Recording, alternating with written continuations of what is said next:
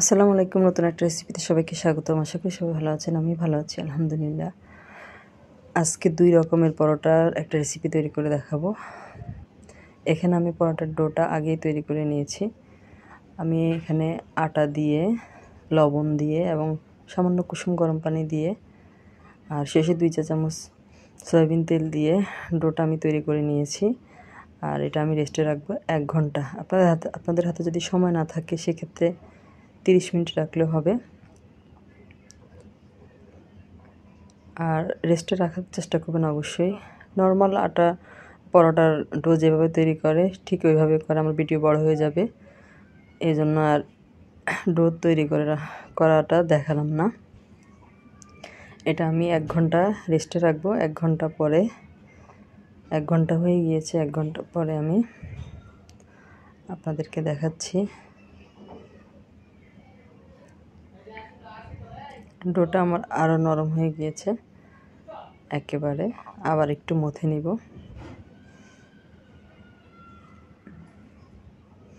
এই পর্যায়ে আমি রুটি বেলার জন্য একটা পিঁড়ি নিয়ে নিলাম আর কিছুটা ডো আমি নিয়ে নিয়েছি। নিয়ে একটু আটা দিয়ে প্রেস করে প্রথমে একটা রুটি বেলে নিব। গোল করে একটা রুটি বেলে নিলেই হবে, আর গোল না হলেও হবে, তাতে কোনো সমস্যা নেই।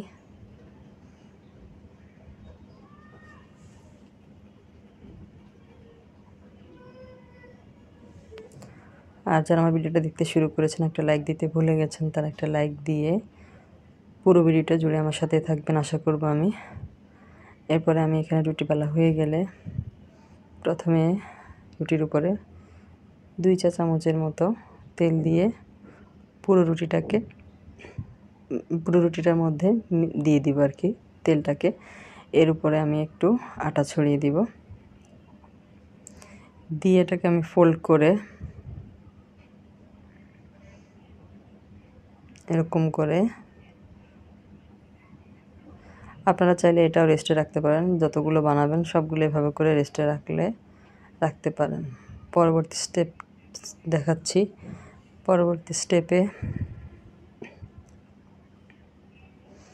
আবার একটু বেলে নেব।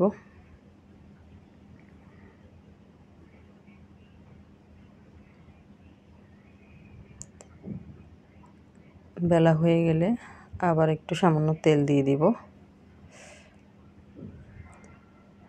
দিয়ে আবার একটু আটা ছিটিয়ে দিব। এরপরে আমি একটা চাকু দিয়ে এরকম কেটে কেটে নেব।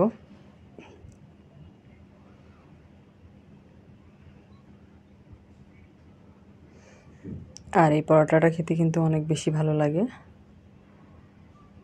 চায়ের সাথে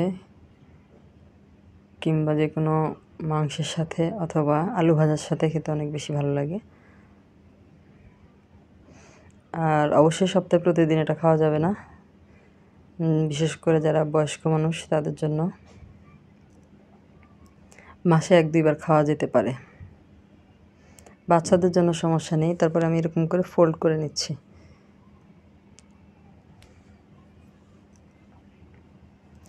এটা আমি বানাচ্ছি লাচ্চা পরোটা।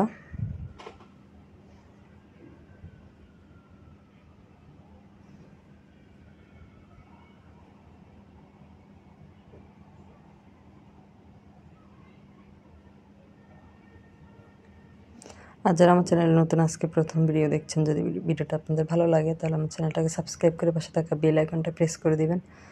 এতে করে আমি পরবর্তীতে যত ভিডিও দিব তার নোটিফিকেশন সবার আগে আপনাদের কাছে পৌঁছে যাবে।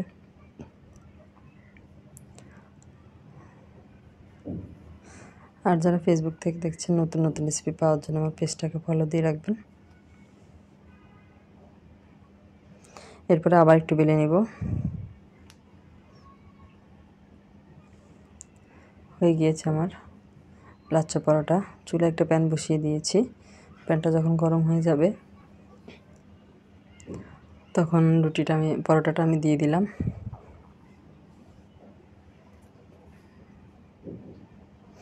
একটা পাশ হয়ে গেলে আরেকটা পাশ উল্টে দিবা।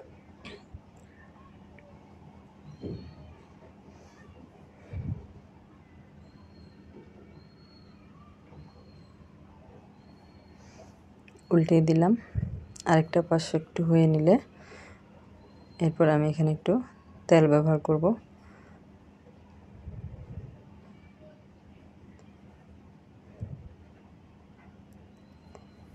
তেল দিয়ে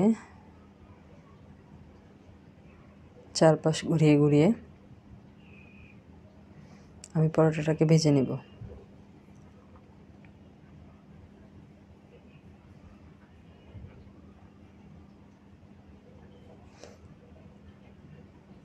হয়ে গিয়েছে আমার লাচ্ছা পরোটা।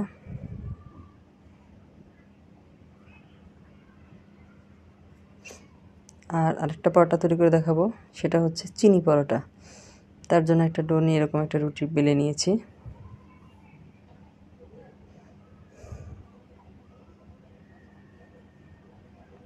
এরপরে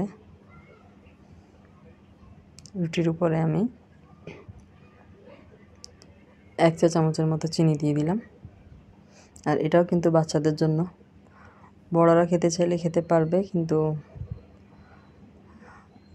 এত স্বাস্থ্যসম্মত না আমার মতে। আমি আমার বাচ্চাদের জন্য এভাবে তৈরি করি, আমার বাচ্চারা পছন্দ করে।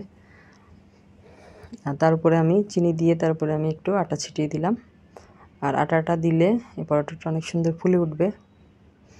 এরপর আমি এরকম ফোল্ড করে পরোটা শেপ দিয়ে নেব।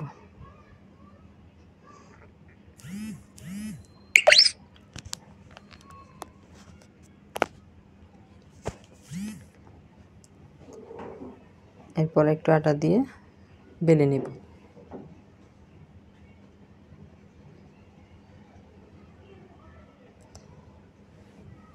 দুইটা পরোটা রেসিপি আপনাদের কাছে কেমন লাগলো কমেন্ট করে জানাবেন। আর অনুরোধ রইল পুরো রেসিপিটা দেখবেন।